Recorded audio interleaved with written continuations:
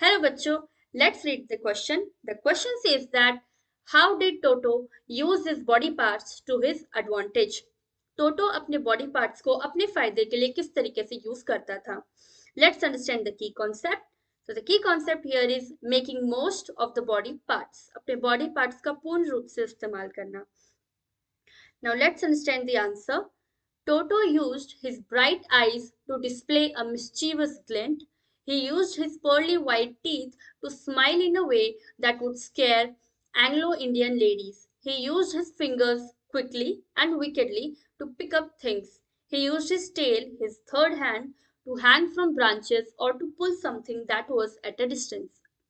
अपनी ब्राइट आंखों से टोटो अपनी ब्राइट आंखों को इस तरीके से यूज करता था कि उनसे एक मिस्चीवस ग्लिंट डिस्प्ले हो रही होती है, यानी कि शैतान भरी लाइट, यानी ग्लिंट का मतलब होता है फ्लैश लाइट। तो उसकी आंखों से उसकी जो शैतानी थी वो चमक रही होती थी हमेशा। और उसके जो पर्ली वाइट टीथ थे, चमकदार सफेद दांत थे, उनसे वो स्माइल करता था और एंग्लो इंडियन जो लेडीज हैं उनको डराता था। एंग्लो इंडियन कौन होते हैं? जिनके ब्रिटिश कनेक्शन भी होते हैं और इंडियन भी।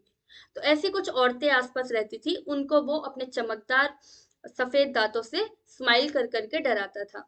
अपनी फिंगर्स को वो बहुत ही क्विकली और विकेडली यूज करता था चीजें उठाने में।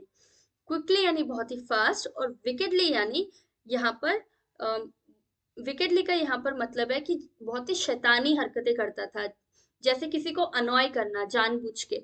और कभी कभी कभार उन चीजों से चीजें पिक भी कर लेता था, उन उंगलियों से चीजें पिक कर लेता था, उठा लेता था। He used his tail, his third hand, to hang from branches or to pull something that was at a distance. वो अपनी पूंछ को एक तीसरे हाथ की तरह यूज करता था, चाहे वो पेड़ से लटकना हो या फिर कोई ऐसी चीज को अपनी तरफ खींचना हो जो कि डिस्टेंस पे है, यानी कि कुछ दूरी पे है।